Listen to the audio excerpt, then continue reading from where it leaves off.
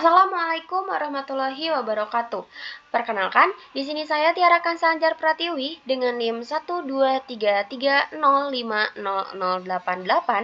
dari Fakultas Syariah dan Hukum, jurusan Ilmu Hukum, semester 4, kelas C, akan menjelaskan mengenai regulasi AI di Indonesia.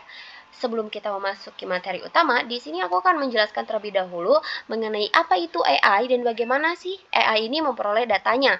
Nah, untuk yang pertama itu apa itu AI? AI atau kecerdasan buatan adalah cabang ilmu komputer yang berfokus pada pengembangan sistem komputer yang mampu melakukan tugas-tugas yang biasanya ini memerlukan kecerdasan manusia, di mana AI ini dapat mempermudah pekerjaan manusia ini, mulai dari pengaplikasian penerjemah, asisten virtual, hingga aplikasi penghasil karya seni. Secara sederhana, AI adalah teknologi yang memungkinkan mesin untuk berpikir, bertindak seperti manusia, dengan kemampuan untuk belajar dari pengalaman dan beradaptasi dengan situasi yang baru. Nah, untuk pengolahan datanya sendiri, salah satu cara utama AI ini mengumpulkan data penggunanya adalah melalui aplikasi platform digital. Misalnya, ketika pengguna menggunakan aplikasi e-commerce atau media sosial, AI secara otomatis ini mengumpulkan data sebagaimana perilaku penggunanya, preferensi belanja, dan interaksi sosial dari pengguna itu sendiri. Data tersebut akan menjadi makanan dari AI untuk diolah lebih lanjut. Untuk pengolahan datanya sendiri, ini tuh melibatkan serangkaian algoritma dan model mesin learning untuk mengidentifikasi pola, tren, dan prediksi berdasarkan data yang terkumpul. Proses ini menjadi AI dapat menggunakan data pengguna untuk memberikan rekomendasi yang lebih akurat, terutama dalam memprediksi kebutuhan pengguna dan mengoptimalkan pengalaman pengguna. Nah, hal ini itu meski demikian gitu kan ya, penggunaan AI ini tuh juga dapat berpotensi gitu untuk melanggar sejumlah aspek terkait privasi, data pribadi, dan juga hak kekayaan intelektual. Untuk mengatasi hal tersebut, beberapa negara ini mengembangkan berbagai model regulasi untuk mengatur pengembangan dan pemanfaatan AI gitu. Nah, lalu apakah Indonesia ini memiliki gitu kan regulasi untuk AI ini sendiri? Nah, namun sayangnya untuk regulasi terhadap AI ini sampai hari ini Indonesia ini belum memiliki regulasi khususnya terkait AI. Namun pada tahun 2020 pemerintah Indonesia merilis strategi nasional kecerdasan artifisial Indonesia yang disingkat dengan Stranas KA, yang memuat tentang etika dan kebijakan AI, pengembangan talenta AI, serta ekosistem data dan infrastruktur pengembangan AI.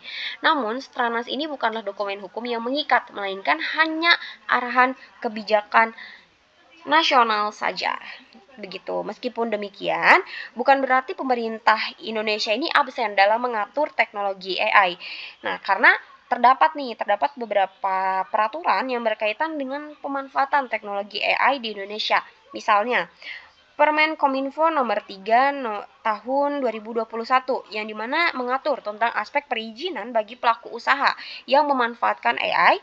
Lalu ada juga UU Perlindungan Data Pribadi yang mengatur tentang pemanfaatan AI yang menyangkut pemrosesan data pribadi. Selain itu, Kementerian Komunikasi dan Informatika juga mengeluarkan panduan etika pemanfaatan AI bagi pelaku usaha yang tertuang dalam surat edaran Menkominfo nomor 9 tahun 2023 tentang etika kecerdasan artifisial. Seperti itu. Lalu mengapa Indonesia ini masih tidak memiliki gitu kan regulasi AI itu sendiri? Karena ada beberapa tantangan seperti ini. Yang pertama nih, ada tantangan yang pertama itu ada transparansi dan akuntabilitas. Nah, terkait isu transparansi dan akuntabilitas ini tuh berakar dari fitur black box dari AI ini. Nah, istilah black box pada AI ini mengacu pada cara kerja internal AI yang tidak mudah diprediksi oleh penggunanya sehingga menyebabkan kekurangan transparansi dalam pemanfaatannya. Dalam menjawab tantangan tersebut, maka pemerintah Indonesia ini tuh perlu gitu kan mengidentifikasi dan memetakan risiko serta kerentanan dari seluruh siklus hidup AI itu sendiri. Setelah risiko dan kerentanan tersebut teridentifikasi, pemerintah selanjutnya perlu memitigasi risiko tersebut dan menetapkan kebijakan manajemen risiko di seluruh siklus hidup AI. Kebijakan manajemen risiko ini perlu untuk diperbaharui secara berkala seiring dengan pengembangan dan kemunculan resiko AI yang teridentifikasi. Lalu untuk tantangan regulasi yang kedua, itu ada pendekatan yang tepat. Untuk persoalan ini tuh dapat memadukan beberapa model pendekatan yang bersifat seperti horizontal, vertikal, dan sektoral. Nah, pada tataran pusat ini tuh perlu ada gitu regulasi yang secara umum mengatur teknologi AI, khususnya mengenai prinsip-prinsip pengembangan dan pemanfaatan penataan risiko serta kewajiban pelaporan. Kemudian pemerintah juga perlu menunjuk gitu kan kementerian atau lembaga sebagai pemimpin dalam tata kelola pengembangan AI yang bertugas untuk mengawasi serta mengkoordinasi pengembangan AI di Indonesia. Inilah yang disebut dengan pendekatan yang bersifat horizontal. Di sisi lain, ada juga pendekatan vertikal yang dimana dapat dilakukan dengan menyasar sistem dan algoritma secara spesifik kemudian menetapkan regulasinya.